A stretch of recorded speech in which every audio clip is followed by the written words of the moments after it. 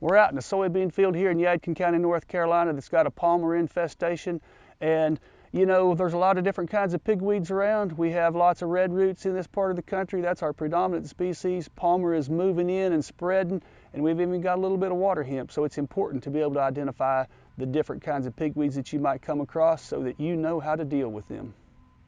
All right, here we got this palmer pigweed. We broke the top out of one next to us in the field. It's been sprayed with a little dicamba, so you can see it curling up. But we want to talk about identifying these things. First off, when you see the leaf, it can be pretty good sized.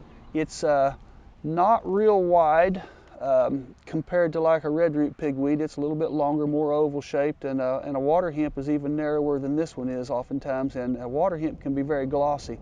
One of the primary ways of identifying these things is the lack of hairs on either a water hemp or a palmer pigweed. And you can, you know, if you run your finger up and down the stem, it's smooth, and you'll notice that it's there's no resistance when you rub your finger up and down it. If you've got a red root pigweed, it's going to be way rough because there's a lot of little hairs. They're hard to see without a magnifying glass or something, but you can feel them as you run your finger up and down the stem. Same way on the leaf. If you rub your finger across the leaf, it's got no hairs on it, so it's smooth.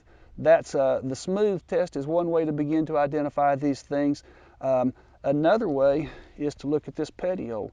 This is a palmer, and the petiole is this piece of stem that attaches the leaf to the main stem. It's really long, and if you fold it over and the petiole is longer than the leaf is long, you know, that's a really good way to identify a palmer pigweed. None of the other pigweeds have that characteristic, even the water hemp, so that's a good way to identify a palmer pigweed.